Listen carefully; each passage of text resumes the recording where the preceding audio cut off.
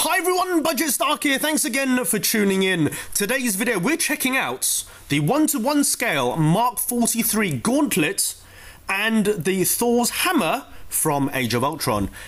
Big thank you to King Arts. They've just released this around middle of October time 2015, and they let me take some footage and play about with these items. For those who did order this, it only comes in a set, so you have to get the 43 Gauntlet along with one of these hammers. You could choose either desk display one, which rests on a set of books, or the wall-mounted version, and both of them are die-cast with a leather strap, etc. So it's a nice display item, definitely.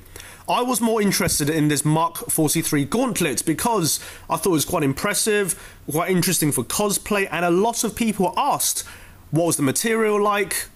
Is it flexible in terms of the fingers, etc.? So I thought I'll show you guys as much as I can. The stand is on I would say the material that it sits on is a bit like the clamshell that you get from Hot Toys figures when you open them up. So that's what it rests on, and it's secured by a little screw, and I'll show you that towards the end. So inside they have two lights, a blue light which sort of illuminates downwards, and that shoots down the center. It could be a bit brighter. I'll show you towards the end how it kind of looks, because the bottom is a white light, so it doesn't show up too well. But that's an acrylic base that it stands in.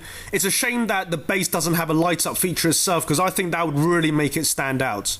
So you slide your hand into this, there's no real obstructions there, fits in quite easily, and you have that white light at the front. That light can pop out, and you can switch it on by taking that section out, or you can switch it on internally as well. The button's inside particular segments of the armor.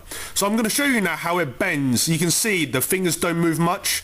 It's made out of a softer rubber. It's not quite maybe a softer plastic, and you can see the middle of the hand bends a little bit as well as the fingers.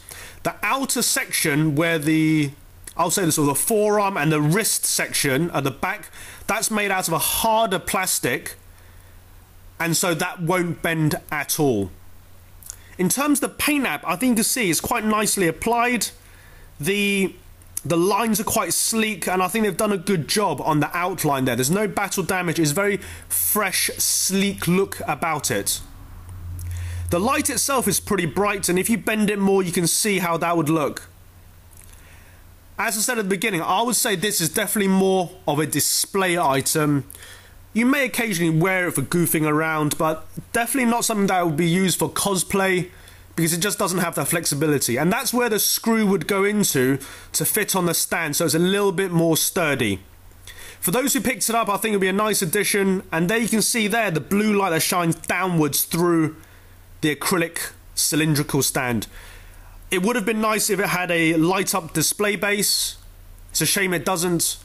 But I think if you pick this up, it's definitely an overall interesting one-to-one display. Something that you can play about with, and is definitely an attention seeker when anyone looks at your collection. So that's all I wanted to show you guys. I hope you found it useful, because I know a lot of people haven't seen this in the flesh yet. So thanks for watching, and I'll catch you all at the next video.